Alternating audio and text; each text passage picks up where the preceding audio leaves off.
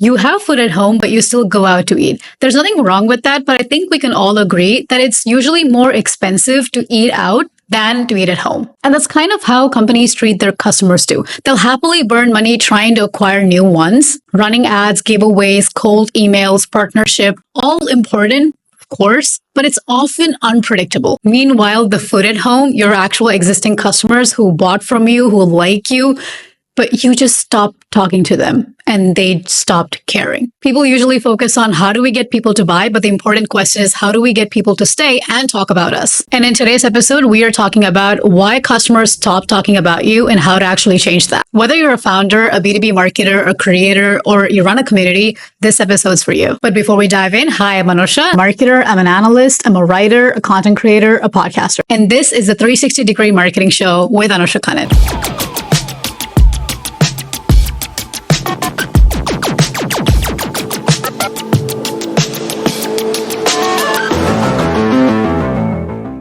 And to break this down, we have our first ever guest on the 360-degree marketing show, Virginia Bryant. She's the VP Global Head of Customer Marketing at Qualtrics, and she's led programs at Microsoft, GitHub, and Zendesk, including one of my favorite initiatives, GitHub's README project. She was also recently named one of the top 100 influencers in customer advocacy for 2025. She's really smart, very thoughtful, and I'm excited for you to listen to this conversation. Watch until the end because I have a quick survey that I would love for you to be a part of, and I will give you the answers, obviously, once you fill in the survey. More details on that in the end. Let's get into it. Hi, Virginia. Thank you so much for joining us.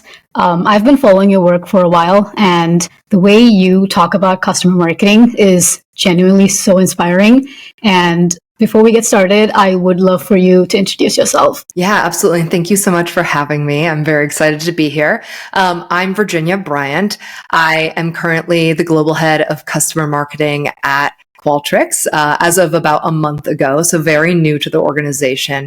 But I've really been building customer marketing functions for over a decade now, starting with my time at Zendesk, where I really, built my first ground up program and did so in a time where I started not really even understanding what customer marketing was. And I don't even know that the industry knew then entirely what it was.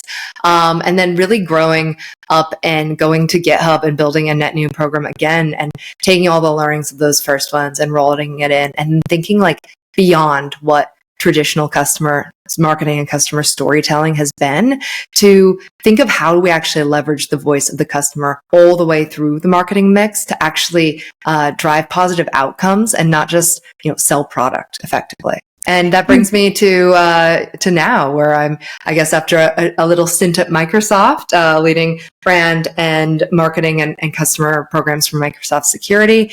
Now I'm over here at Qualtrics, where I just feel incredibly excited to be marketing for a business that already believes in the voice of the customer and the need for us to listen and action on the voice of the customer to actually drive great experience. Yeah, it's such a good thing to be a part of a company that actually understands what you're doing and you don't have to sell them on it. Yes, absolutely. Yeah, that's great. Let's start with the basics. Customer advocacy is such a huge piece of marketing and so many companies still struggle to make it work. So what do you think separates a great advocacy program from one that's just average? Yeah, I think this actually hinges on a very simple thing.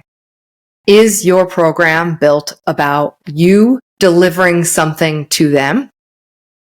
Or is it about you listening to them and letting that guide, the value? Because what I see a lot is customer marketing teams or customer reference teams will look at, their customers and they'll think, okay, who can tell the best story that positions our product value, et cetera, in the best light?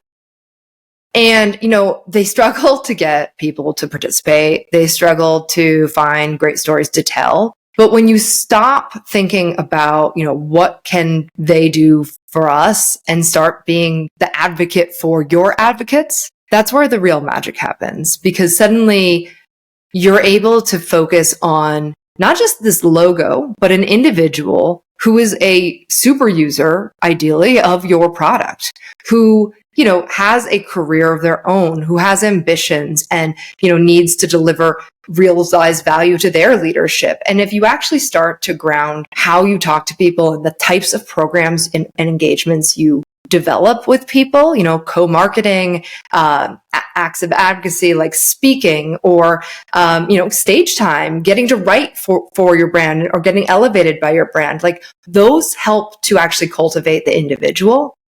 And so those people don't just do an active advocacy, they become advocates. And that is a powerful thing because real advocates are the ones that you will call on time and time again. They follow you when you go to different companies. They, are your foot in the door to meet new people in their communities that, and build that trust and confidence that they could do activities like, they are. And so it's everything you do as a customer advocate needs to be just that. You are serving your customer. You're serving them within your business and how you represent their needs and their real lived experience. And you're serving them outside the business by giving them things they actually need and want and real value instead of just like hawking product and throwing, just really rote marketing content at them. It reminds me of Help Me Help You from, Absolutely. It's like that. It's them helping you, but then you also helping them.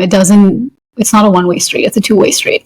And that makes so much sense. That's how you create relationships, by the way. Exactly. Because, no one wants to be in a one-sided relationship. And, I in my time at Zendesk, which is a customer support, solution effectively, I learned this concept actually from the customer support community, which is the moment of recognition, like in a ticket. So like say you have a problem with a product and you go to, a company's site and you're talking to a rep. It's the moment where they, as the support agent, can say back to you, like, this is what I understand your problem to be. And they can like describe it back to them. And there's this that's a really important moment because once someone sees and recognizes what you need, they can help you, right? And I think there's so much help that our customers truly need, especially if you're like, in my world, a big, complex SaaS solution that's always changing, always evolving, always, adding more features. Like there's a lot of work that goes into just understanding that and educating it, continuing to skill on it. And if we focus on helping our customers to truly be successful and have those aha moments where things are just working and they can deliver the value and they don't have to explain to their leader why they made this big expense that's not delivering, ROI. Instead, they can position their career around like, this is something I am great at. This is my value. Look at how it elevates me and it can help you grow. Right. And that's our job. Like we stop so often at closed one as marketers, we're selling the thing, we're building the funnel, right? And the problem with that is, especially as we're moving to progressively consumptive, metered billing, single, in product, right? Where you have to like consumer products, like they need to come back a time and again. And so like selling the one iPhone isn't the goal. Selling like a lifetime of iPhones is the goal. And so, what does Apple do? They make it so that when you open the case to your very expensive purchase that you just made, it turns on and you can use it right away. And you don't have to sit and watch it, charge for 8 hours, which is what happened when I was a child. And, that was hard. True. And so they're indexing on customer experience. And what does it build? Avidly loyal fans that can't consider switching to another phone. And now their whole ecosystem of machines. And I say this lovingly on my Mac devices.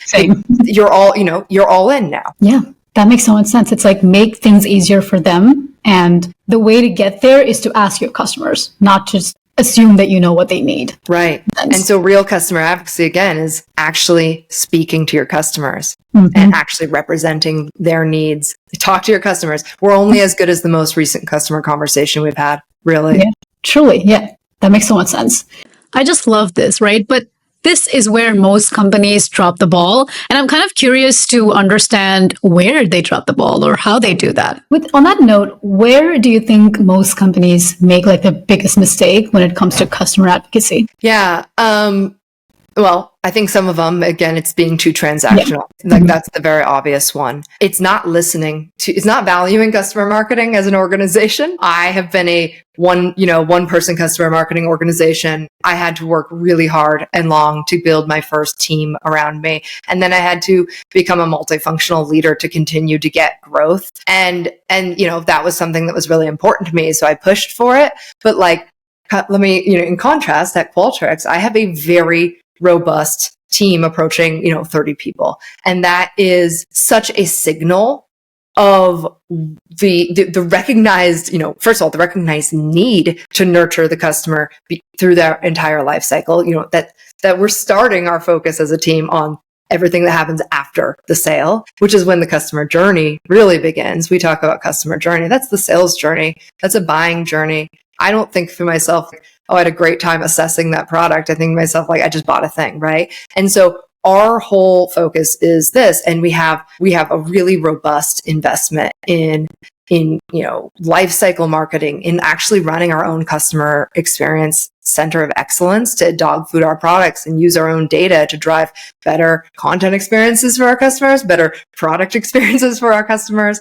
We have a whole research institute full of brilliant, PhDs who are helping to really study and define the category and define and understand what experience management can and should be, and how, companies can be successful, like without talking about product, with just talking about the market, which is really, really valuable thing, which is another place that I think companies can learn and improve and be better customer advocates themselves, is in the same way as I say, meet customers where they are and sort of help them realize that value.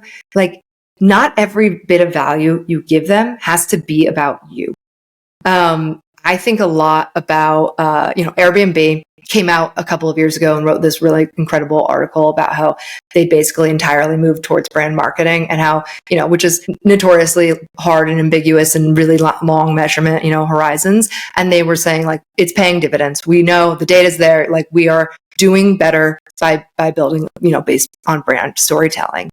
And, you look at the way that they market, and write, and the things they're not writing articles about like why you need to stay at this one apartment in Milwaukee, right? They're writing articles about like, what are the 8 best things to do, and what's your packing list, and all this when you visit these cities. And then as you're going through and engaging with that content that's actually what you want to know to plan for your trip, they're there as an alternative to hotels that are very appealing and show the most, they're painting a picture of a great vacation, but they're doing it in a way that's like putting you in the space where you're already dreaming and more receptive to it. Like, it's very interesting, but it's very effective. So spend more time thinking of the things you can give away for free that you're inherently good at, but that doesn't then go back to like a sales led, like work stream. I think it's more about like the experience there. It's like, what do I get that has got nothing to do, doesn't feel like they're pitching something to me. I get the value, and then I remember them because they gave me value, but they never asked me to do anything for it. Right.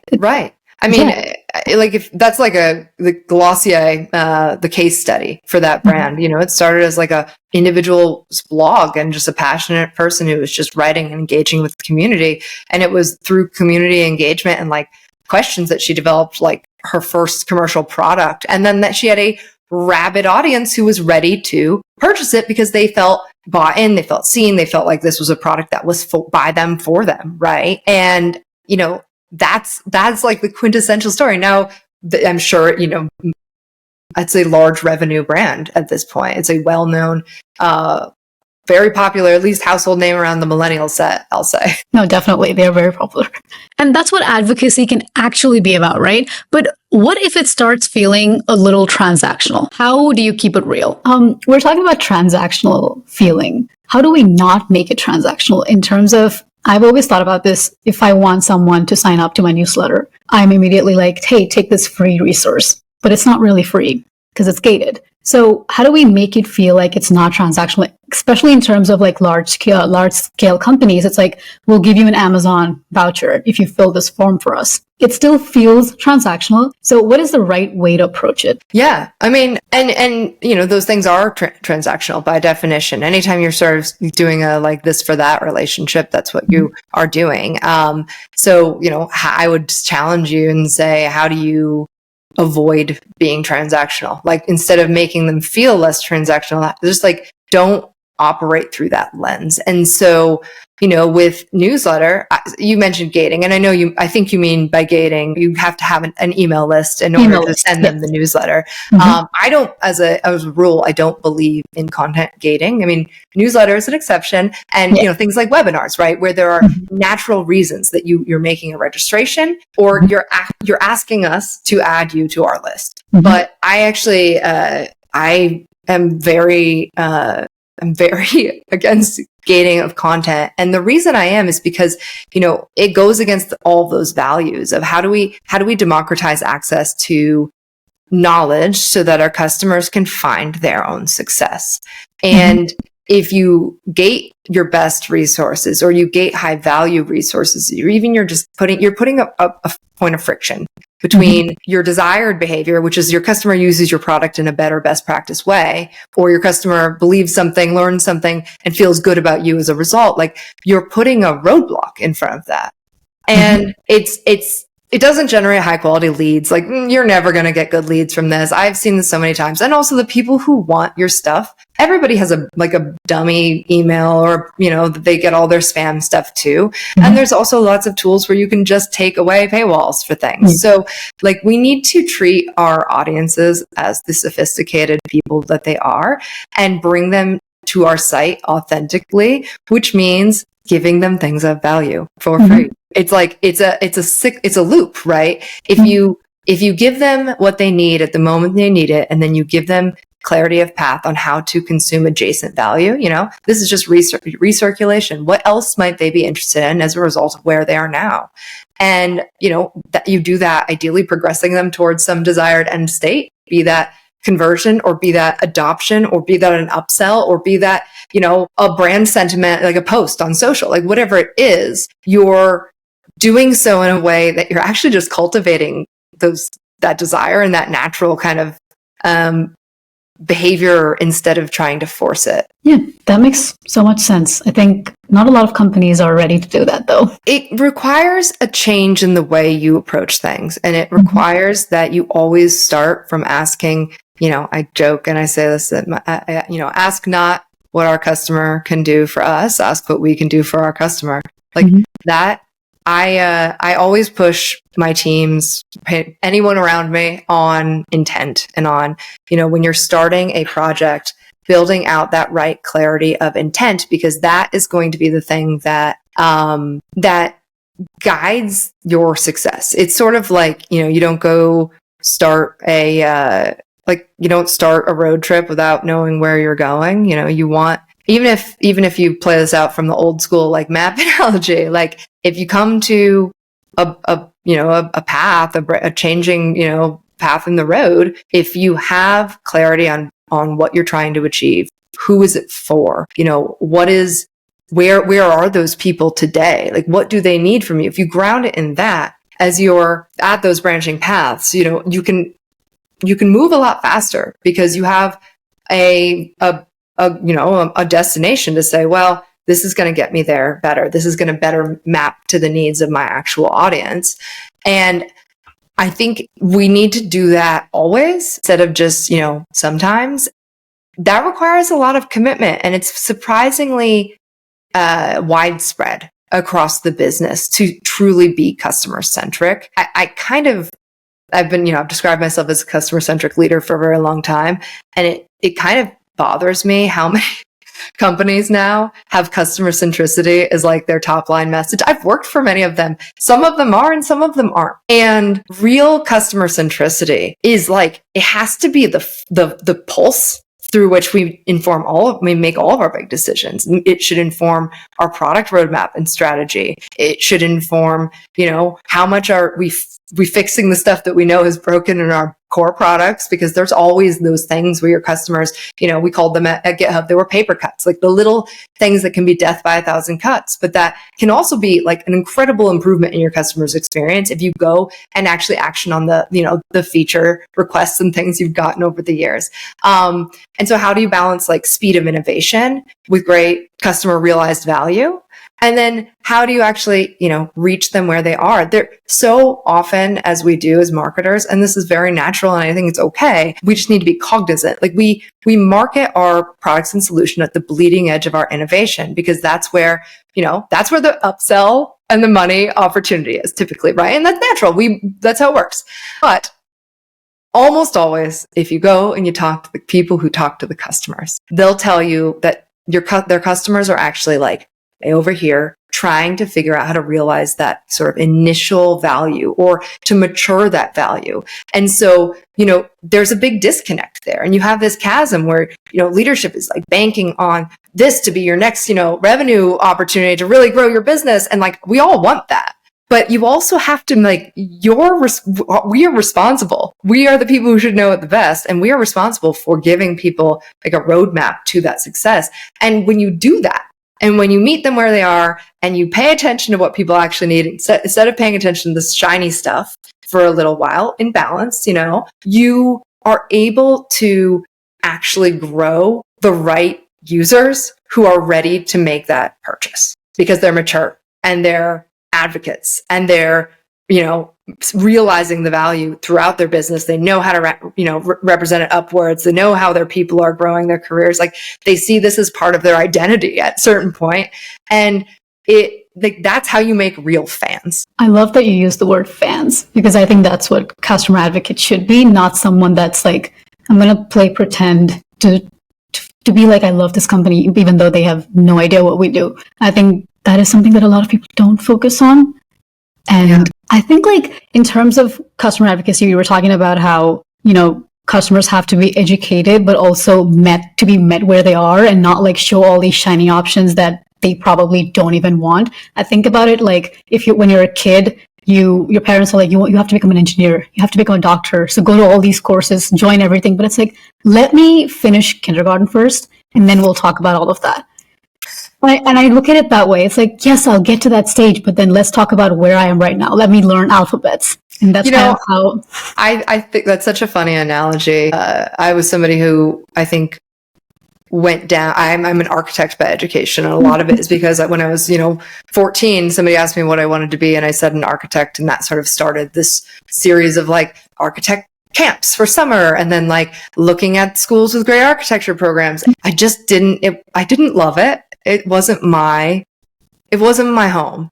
And I stuck through it, and then organically through leaps, little weird lateral things, finding my way to first consumer packaged goods marketing, and then to tech marketing, and now to like, and customer marketing. And it was very like, I fell into customer marketing accidentally.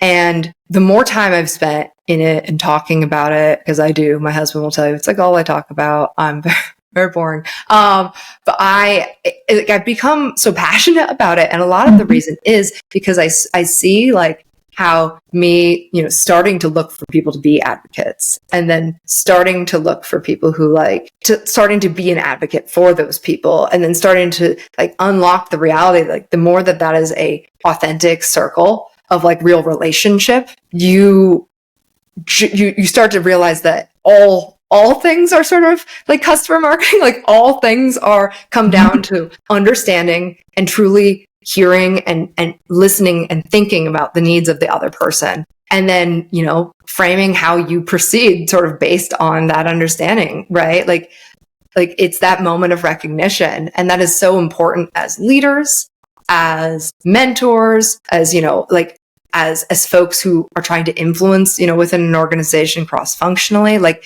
taking the time to really just kind of understand what people's core, motivations are, and how to help them from there. Yeah, absolutely. I mean, if you look at it from a zoomed out version, it's like, what does a company really want? They want to make money. How do you make money? You have your customers. So take care of your customers, understand your customers, talk to them, listen to them. And everything has to be centric to them. That's customer centricity. It's absolutely. Doesn't sound that hard when you start talking about it, right? Yeah, true. Yeah. The next part that I'm really curious about, which everyone's talking about, AI.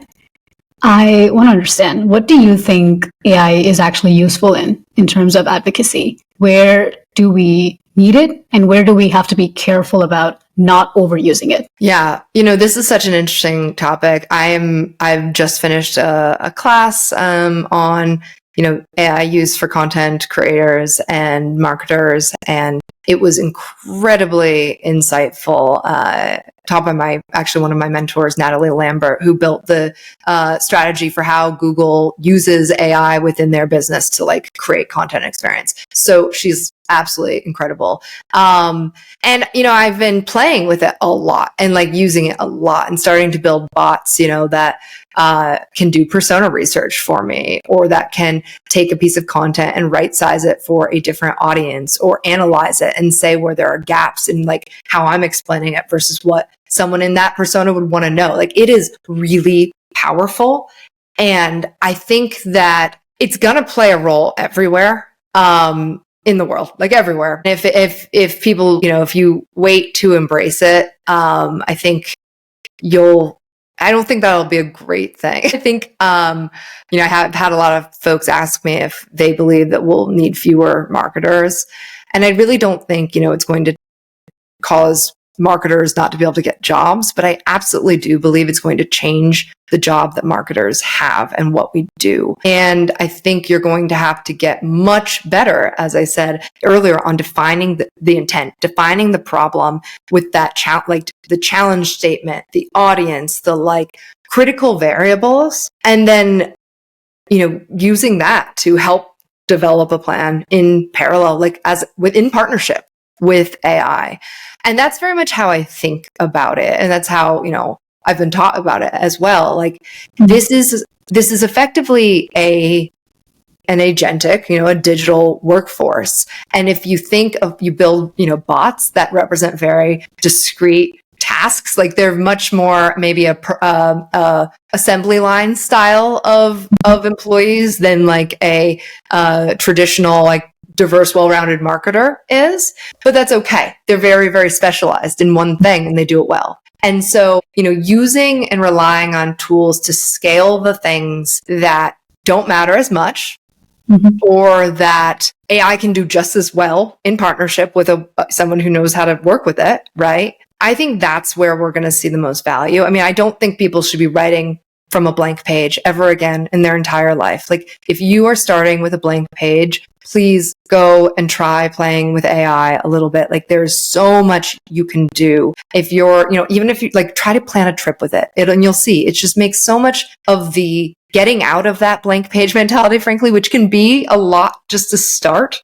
It makes the starting easier. And I think it helps you clarify and ask questions. I will type some thoughts and I'll be like, what do you think about this based on what you know of our persona and the market? And it's really powerful to have someone to kind of almost banter with or brainstorm with in real time without having to go and find a thoughtful peer who also has industry knowledge, who can take the time, who can spend it, who can really free up their mind.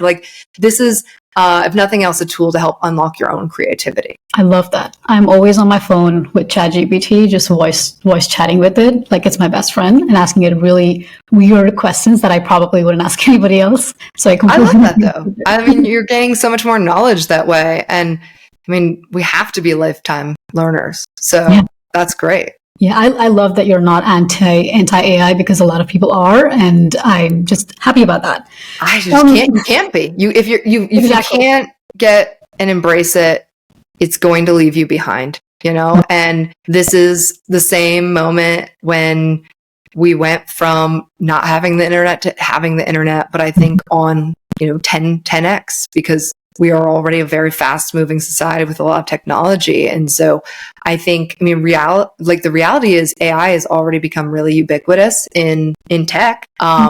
I mean, if you look at the news day to day, the next company is announcing their next agentic offerings. I mean, Qualtrics just announced our agentic offerings at our conference the other week. And that's where the industry is going. And frankly, like if you aren't coming online with an agentic offering, that's a really good sign that your business is like at risk, right? Like that's how it's being perceived in the market. Mm-hmm. And so, and that's just the tech usage. Where I'm really excited about AI, beyond my own world and industry is like what it could mean for acceleration of science and discovery, when you don't have to rely on individuals knowing, what else is out there and all of the just incredible opus of content that is produced by like medical researchers, and can instead start to bring some of those connections and surface some of those, potential, even if you can narrow down the span of all the things you should look at, right? I feel like that's where I'm really nerding out and thinking about, what that will mean for the world and hopefully some great things. Wow, that's such a new perspective. I hadn't thought about it that way. I'm going to sit with this for a while. I do want to understand this though, because I have been seeing that a lot of people are using AI to generate testimonials and case studies. So do you think that AI can ever actually replace an original, authentic customer advocate's voice? I'd be interested in probably more specifics on what you're seeing. I mean, are you thinking of a place where you're truly no longer leveraging the voice of the customer and are working with just kind of commercials effectively? More like not even having an actual customer, but then like just getting reviews from here and there and putting together a case study and saying, we gathered from many sources and we figured this out. I don't want to say that I think there's a time and place for everything. I think like creative uses of your content and how you can slice and dice and atomize across a lot of different sources and channels is actually a very winning strategy for like that specific application. I mean, I don't think you can ever beat a human face sharing a real experience. And I mean, frankly, there's a lot of data around this too. Like people relate more to human faces than to anything else, basically. And so, we gain more than just the value of the review when you have a person deliver the message. There's more inherent trust. There's more authenticity. I mean, hopefully that's all well deserved. And that's the other reason I don't like transactional customer marketing, because like I don't want somebody who's doing a great review because they are incentivized. I would never incentivize for customer, testimonials, because I want people to share their real experience. And sometimes we need to hear the hard stuff. It's not all good.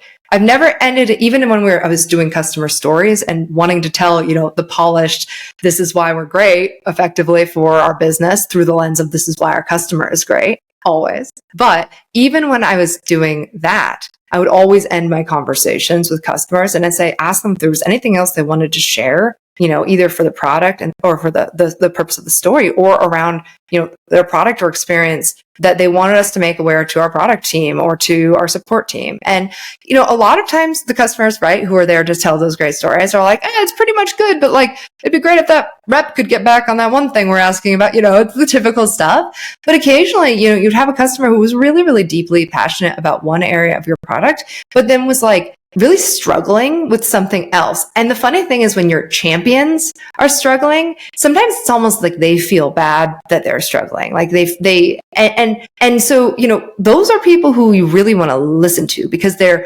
want the answer. They want to feel like they are able to get through those things. They want to be a champion. And so sometimes you can have this like weird conflict where you're like, man, I really love this product, but my last experience hasn't been great. And like, that's why you need to talk to people, even when you think they're your greatest champion. Because even if they might be, that doesn't mean nothing's going on that you can't learn from and improve upon. I mean, in fact, it's like they want you to grow, and it's only going to help you more than right. And that's like why customer advisory boards are a good thing to do if you have a business who actually wants to hear. Yeah, love that. Even with the podcast and all the stuff that I do, my end goal is always, okay, what's the success metric look like? How can I know that what I put out actually worked? And I'm pretty sure that's how it is for customer marketing as well. So how do we measure success? How do you prove that this initiative actually had an impact? We initially talked about how a lot of companies don't really know how to sort of capitalize on customer advocacy. So I want to talk about measurement.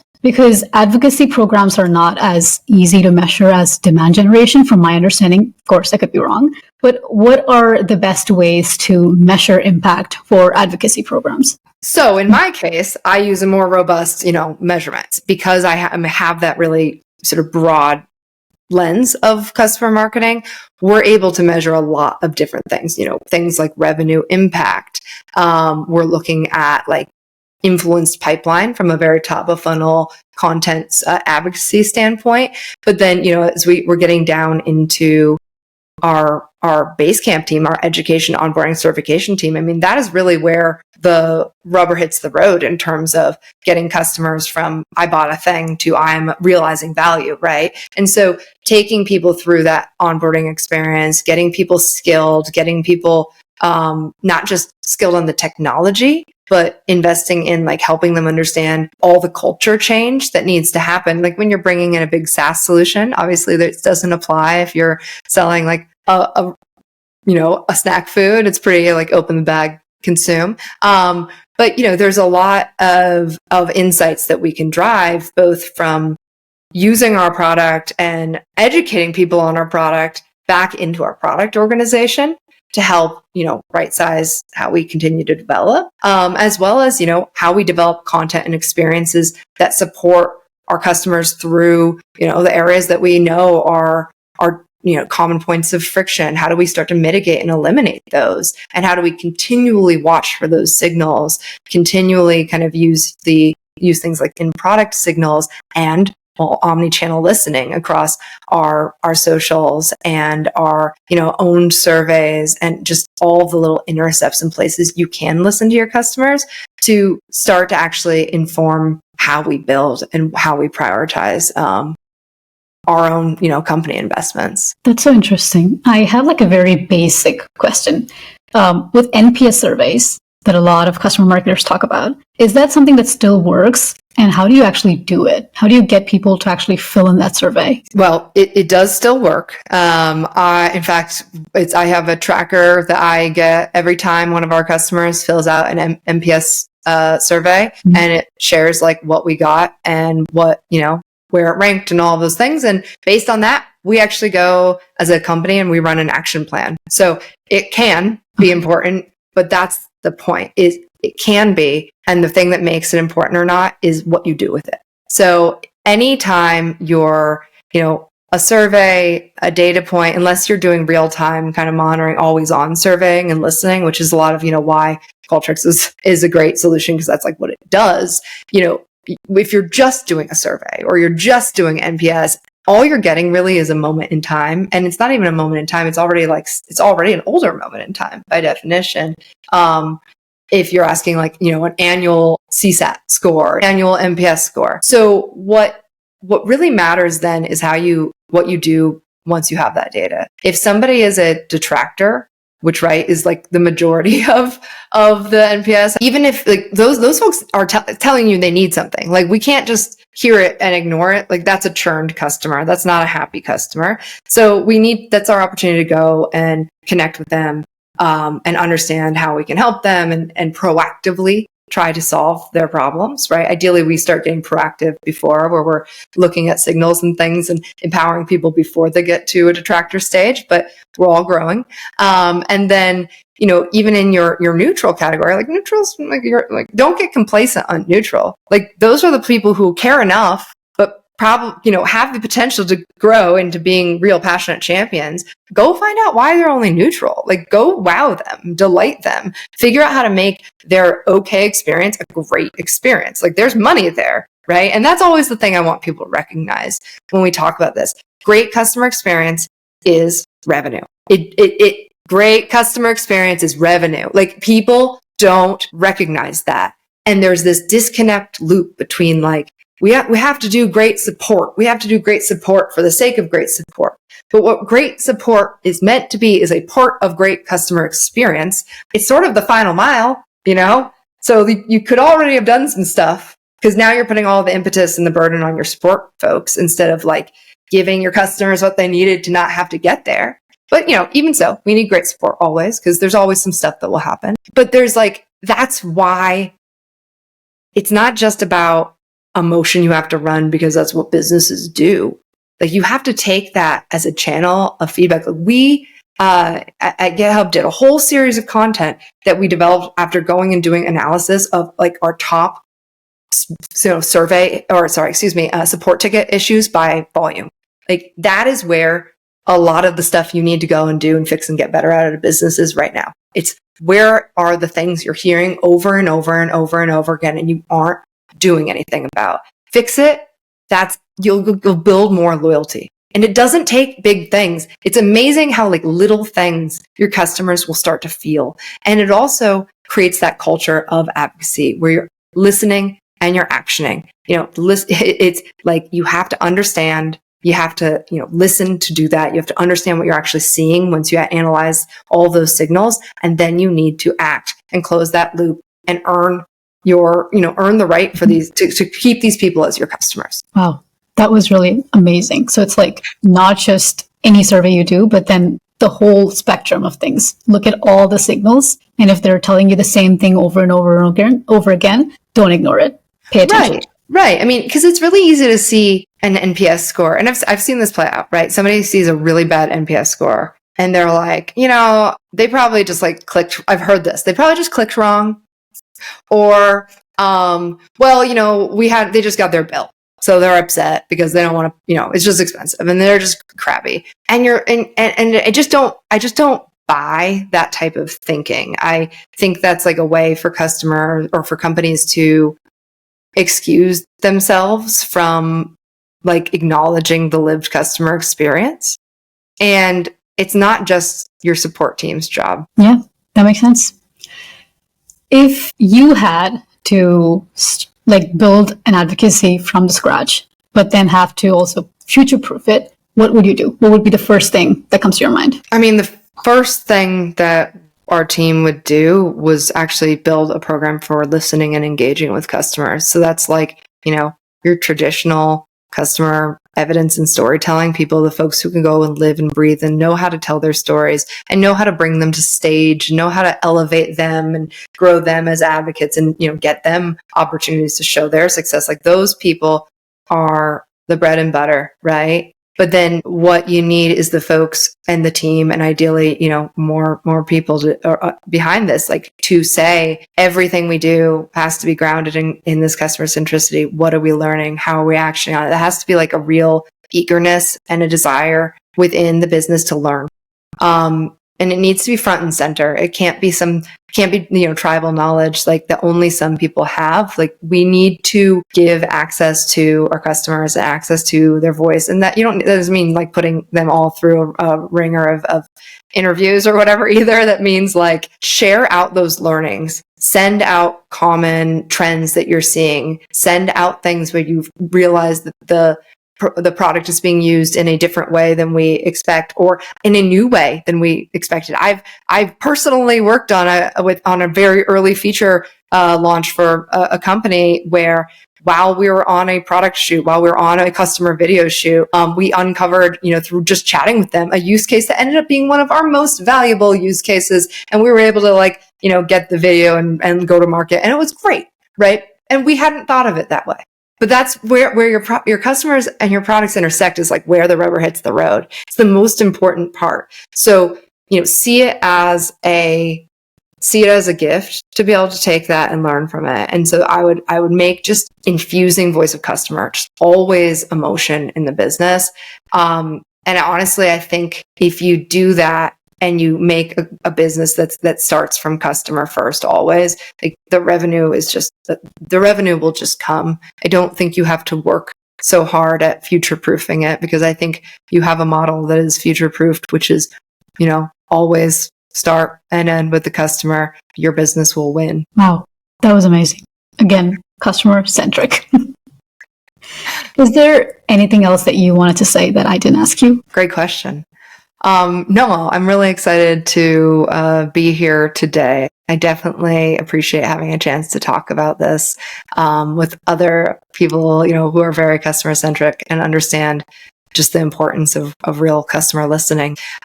Thanks for giving me the opportunity to talk and share with your community as well. Thank you so much. I think it's always nice to meet people that are like invested in this area because you don't get to meet a lot of people that are actually invested in it. And I've learned so much from you. I'm going to sit down and take more notes.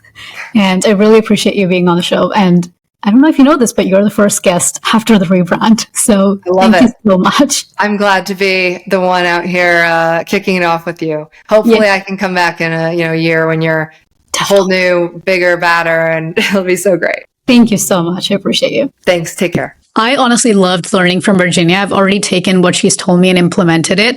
360-degree Nucleus is completely free. I do have a companion guide from all the things we talked about in this episode, links and articles that I think might interest you. You should definitely check it out. Value should not be gated. So it's not gated. You can just download it for free. Everything is in the description, the links to all of them. And I did mention a survey at the beginning. It's basically me trying to collect questions and concerns that customer marketers have in the industry, because I'm trying to understand what it's actually like to be a customer marketer. And I talked to a lot of customer marketers, but I would love for you to go and fill in the survey. It's a really quick one. And once I get like 100 respondents, I'm planning to put together the answer survey, the survey results, and give it to you by next Tuesday. So let me know if you're interested in that. Let me know if you can fill out the form, or send it to someone who might be able to fill out the form. I'm very curious about this. And this was a very exciting first guest episode for the 360-degree marketing show. And I have a lot more that's coming, and I have very different ways of looking at it. I worked really hard on this rebrand. So thank you so much for sticking around and watching me ramble like this.